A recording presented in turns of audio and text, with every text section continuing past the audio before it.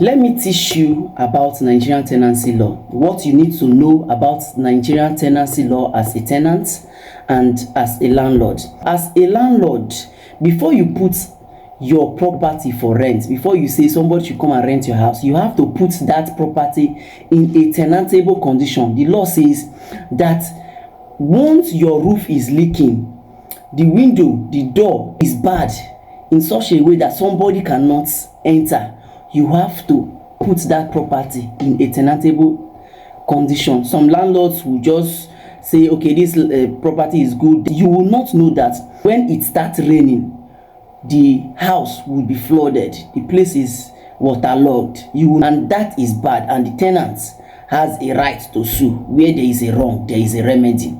Again, no landlord has the right to disturb his tenant who has already paid and is occupying that premises. You say, we want to paint the house, pack your loads outside here, let us paint the house. No, without the tenant's consent, you can't do that.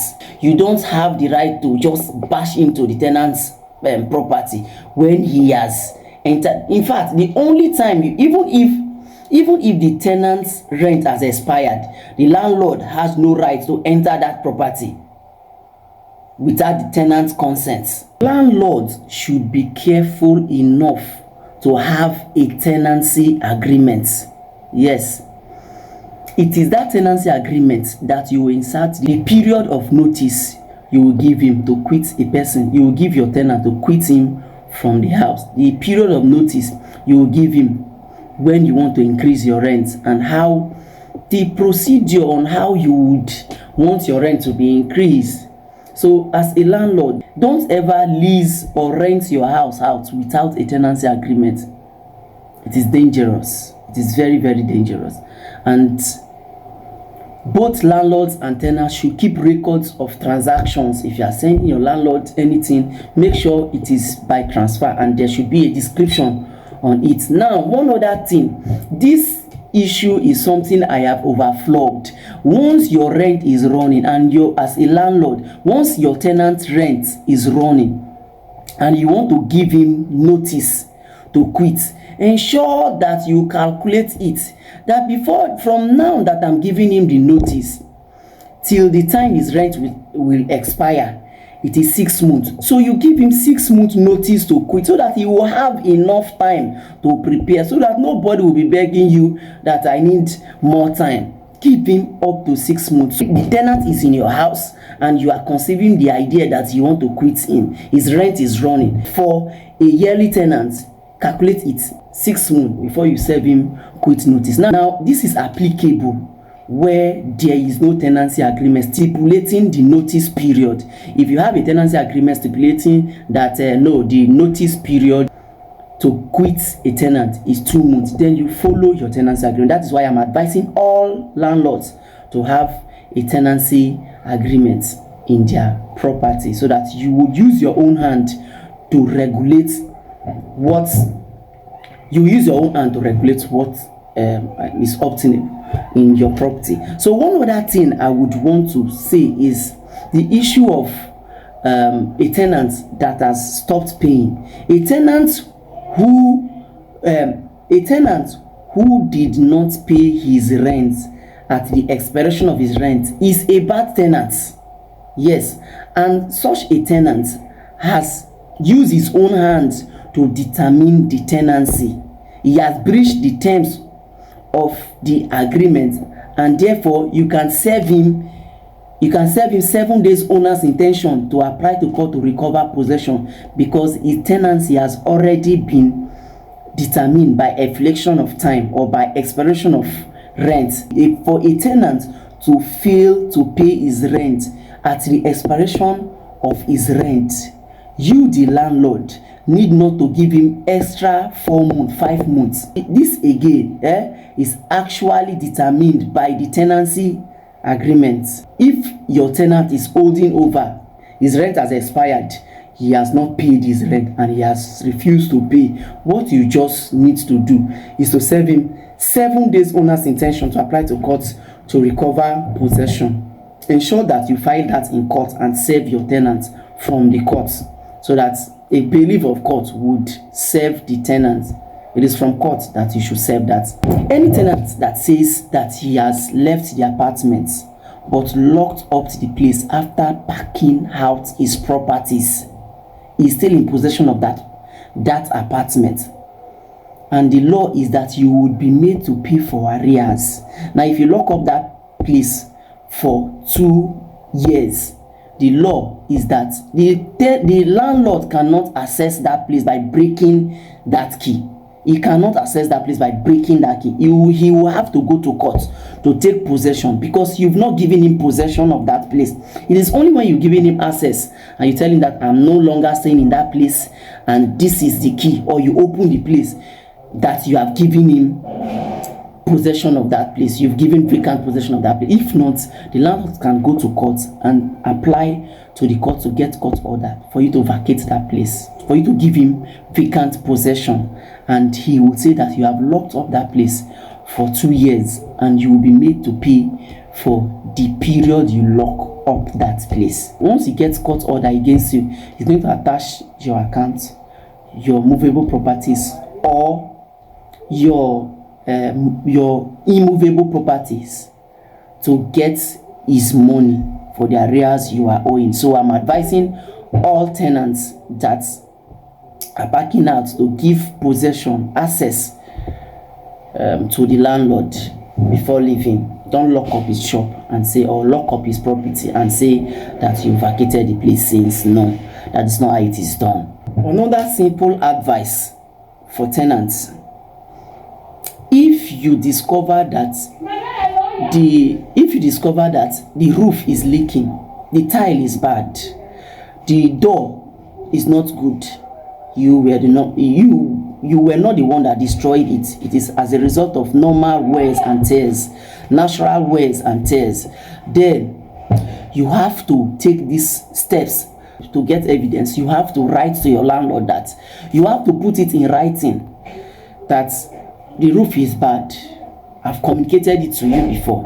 The tile is bad. Put it in writing and send it to your landlord. Serve him, and you demand that he should come and fix that place, because structural repairs, the law says that it is the landlord that should fix it. So if you do it without the landlord's consent, your money is gone. If he's not a good landlord and he does not want to pay, your money is gone. There is no how you want to do it, because he never consented that you fix that place. One other issue is increment of rent. Landlord will just come up one day and say, I've increased the rent. It is not done like that. The law says that there must be a consensus addendum, that the two parties must agree, both the landlord and the tenant must agree before a new rent would be paid. So if the landlord serves you an increment letter, that letter in itself is an offer that the landlord is saying that I want to increase my rent to 500,000 naira this year. So if you are paying, you should be paying 500,000. That is just an offer. So you can now write back to the landlord that no, 500,000 naira is too much for me. I can be paying you 450,000 naira. It's a counter offer. So until the parties agree, there is no increment of rent. Yes, now one other thing practically that I will let you know is that a landlord is not to arbitrary. The law is that a landlord is not to arbitrarily increase his rent. The law says the both parties must agree. In a situation whereby the tenant does not agree to the new increment, what happens in practice? The landlord can easily go to court to get possession order, to get vacant possession. You understand? You can easily go to court to get vacant possession. He will serve you the necessary notices. He will serve you the necessary notices and apply to court to get court order so that he can get possession of his property. You understand? So the tenant, the only power you have is negotiation power. So it is negotiation. If the landlord just says you must pay, you can go to court and stop him.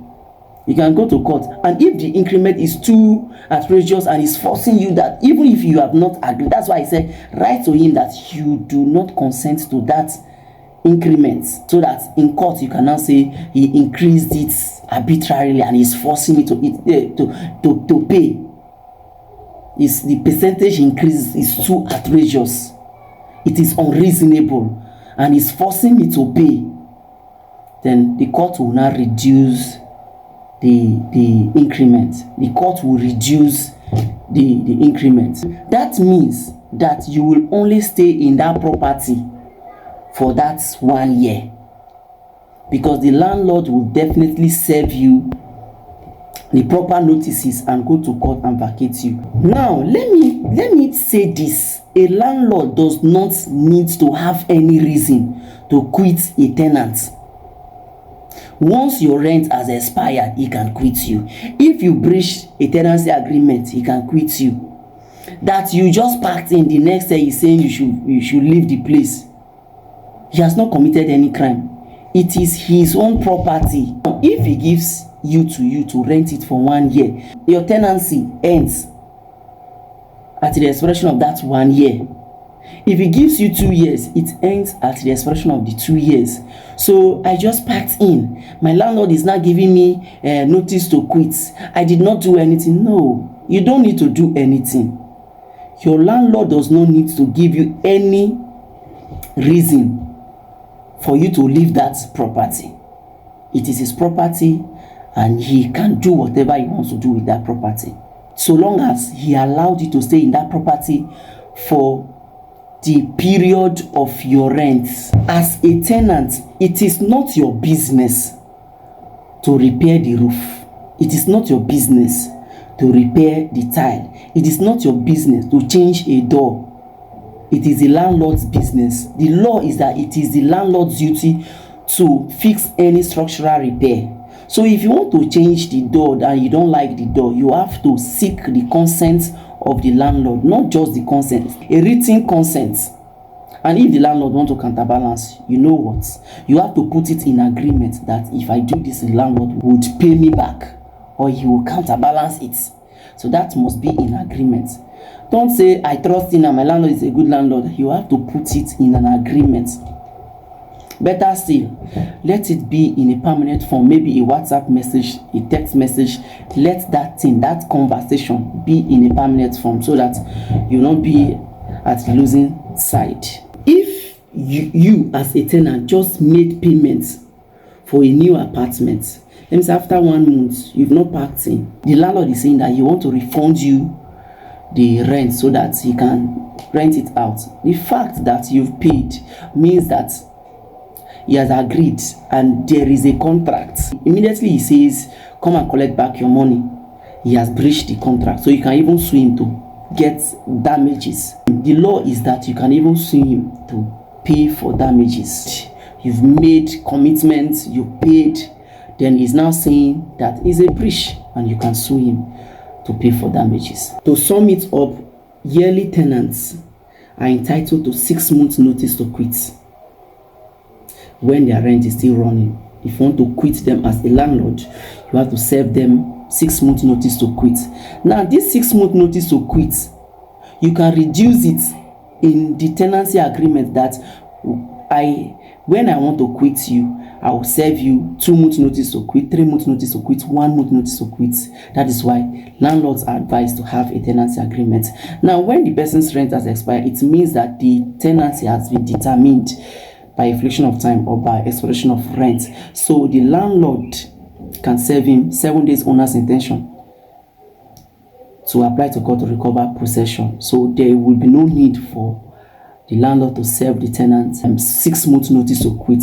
Serving him 6 months notice to quit when his rent has already expired is unfair, and you are undoing the landlord, because your rent as you are a bad the law presumes that you are a bad tenant, and your tenant you failed you are a bad tenant and you breached the tenancy agreement. And once you breach the tenancy agreement, the next thing is to serve you 7 days owner's intention to apply to court to recover possession. So that is the position of the law. I will leave it here. Then when next I come, I will do another series on landlord and tenancy law. So I will do another series on landlord and tenancy. You drop your questions in the comment section. so that I can answer it in the next video. Thank you for watching, and keep following Law Parlour. Share our videos, engage our posts. Share our videos for others to learn, and always engage our posts. It will encourage us to do more.